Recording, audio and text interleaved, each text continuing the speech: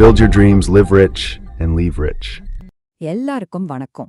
நம்ம வளமாய் வாழ்வோம் வளத்தை விட்டுச் செல்வோம் நிகழ்ச்சிக்கு உங்களை வரவேற்கிறேன். பாருங்க, வளமா வாழ்றதுன்னா என்ன? பெரிய பங்களா, பெரிய கார், அது மட்டும் இல்ல. உண்மையான வளம்ங்கிறது மன நிம்மதியோட எந்த நிதி நெருக்கடியும் இல்லாம வாழ்றது. அந்த நிம்மதிக்கு முதல் தேவை பணத்தை பத்தின தெளிவு.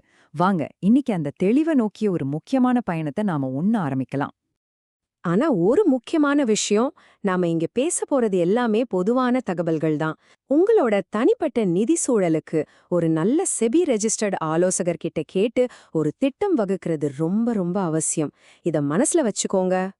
சரி, முதல் விஷயமா நாம எல்லாரும் ரொம்ப பாதுகாப்பானதுன்னு கண்ணை மூடிட்டு நம்புற ஒரு விஷயத்த பத்தி பேச போறோம். அதுல இருக்கிற ஒரு பெரிய கட்டுக்கதைய இன்னைக்கு உடைக்க போறோம்.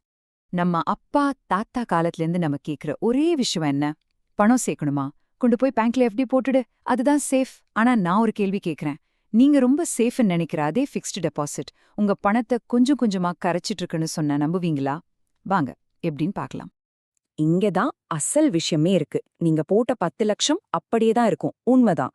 ஆனா 10 வருஷம் முன்னாடி 10 லட்சத்துக்கு வாங்க முடிஞ்சத இன்னைக்கு வாங்க முடியுமா? முடியாது இல்லையா? அதுக்கு பேர் தான் பணவீக்கம். இந்த பணவீக்கம் ஒரு கரையான் மாதிரி உங்க பணத்தோட வாங்கும் சக்திய உள்ளுக்குள்ளேயே கொஞ்சம் கொஞ்சமா அரிச்சிட்டு இருக்கு. இதுதான் எஃப்டில இருக்கிற மறைமுகமான ஆபத்து. அது மட்டும் இல்ல, இன்னொரு பெரிய பிரச்சனை இருக்கு. அதுக்கு பேரு வரிச்சுமை. எஃப்டில வர்ற வட்டிக்கு நீங்க வருஷா வருஷம் உங்க வருமான வரி ஸ்லாப் படி டாக்ஸ் கட்டணும். அதாவது நீங்க 30% ஸ்லாப்ல இருந்தீங்கன்னா உங்க வட்டியில கிட்டத்தட்ட 3ல் 1 பங்கு வரிக்கு போடும். அப்போ உங்க கைக்கு வர்றது என்ன?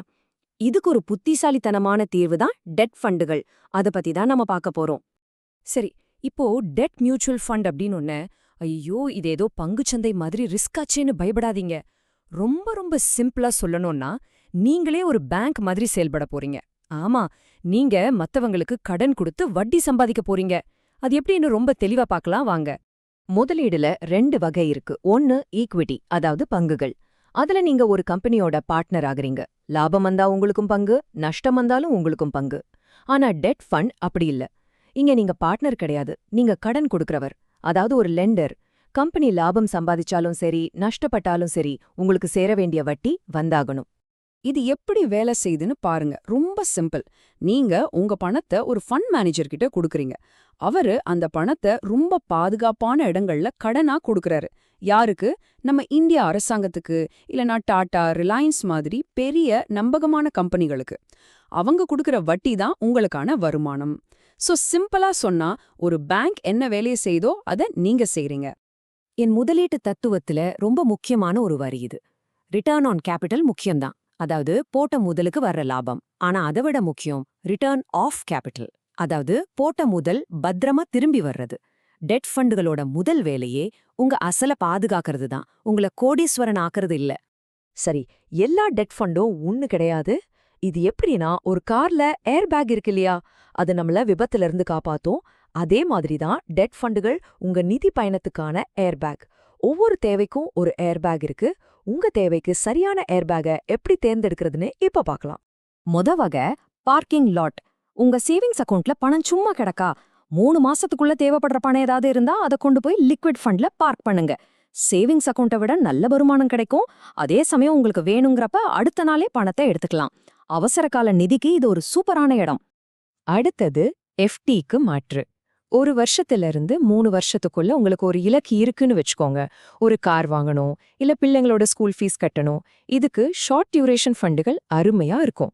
கிட்டத்தட்ட எஃப்டி மாதிரி ஒரு நிலையான வருமானம் தரும்.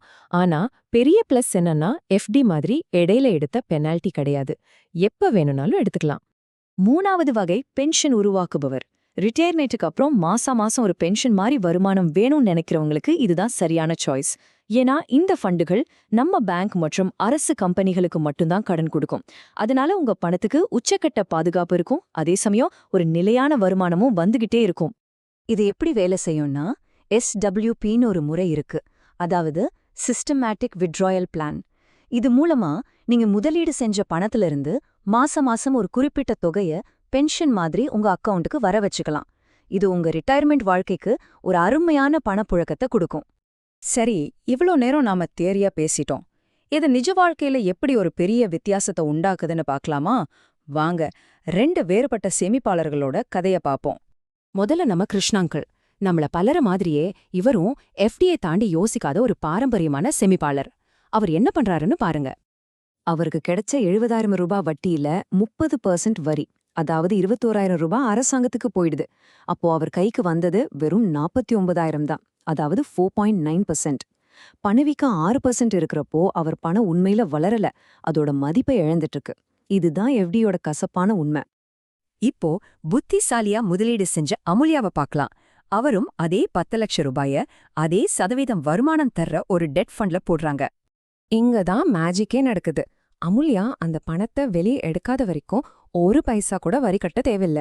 ஒருவேளை அவங்களுக்கு அவசரமா 1 லட்சம் ரூபாய் தேவைப்பட்டா அந்த 1 லட்சத்தை மட்டும் எடுத்துக்கலாம். மீதி பணம் அதன் பாட்டுக்கு வளர்ந்துட்டே இருக்கும். ஆனா கிருஷ்ணாங்கிள் என்ன பண்ணணும்? முழு 10 லட்சம் ரூபாய் எஃப்டியையும் உடைச்சு பெனால்ட்டியும் கட்டணும். பாத்தீங்களா வித்தியாசத்தை?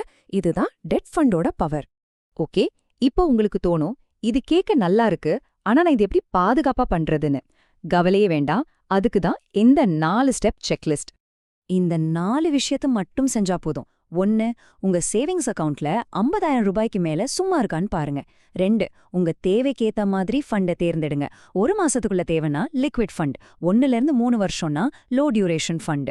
3. இது ரொம்ப ரொம்ப முக்கியம், அந்த ஃபண்டோட போர்ட்ஃபோலியோல AAA அல்லது SOV, அதாவது சாவரின் ரேட்டிங் இருக்கான்னு செக் பண்ணுங்க. பாதுகாப்புக்கு இதுதான் முக்கியம்.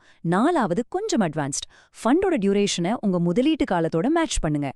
அப்போ இன்னைக்கு நாம கத்துக்கிட்ட முக்கியமான விஷயங்களை ஒரு தடவை பார்த்திடலாம்.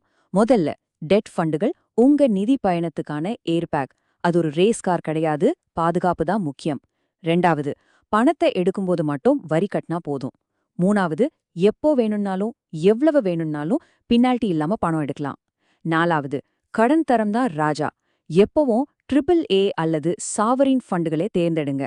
கடைசியா, உங்க பணத்தை சேவிங்ஸ் அக்கவுண்ட்ல தூங்க விடாதீங்க, அதை எழுப்பி வேலை செய்ய வைங்க. போறதுக்கு முன்னாடி ஒரே ஒரு கேள்வி. இன்னைக்கே உங்க பேங்க் ஸ்டேட்மெண்ட்டை எடுத்து பாருங்க. பணவீக்கம் 6% இருக்கு, ஆனா உங்க பணம் வெறும் 3% சம்பாதிச்சுட்டு இருந்தா அந்த மீதி 3% நஷ்டம் யாருக்கு? அது நம்மளோட அறியாமைக்கு நம்ம கொடுக்கற விலை. யோசிச்சு பாருங்க, எவ்வளோ பணம் அங்க சும்மா தூங்கிட்டு இருக்கு. இந்த விளக்கத்தை பொறுமையா கேட்டதுக்கு ரொம்ப நன்றி. இது உங்களுக்கு பயனுள்ளதா இருக்கும்னு நம்புறேன். அப்படி நினைச்சீங்கன்னா கண்டிப்பா சப்ஸ்கிரைப் பண்ணுங்க, உங்க நண்பர்களுக்கும் ஷேர் பண்ணுங்க. மீண்டும் சந்திப்போம். வளமாய் வாழ்வோம், வளத்தை விட்டுச் செல்வோம்.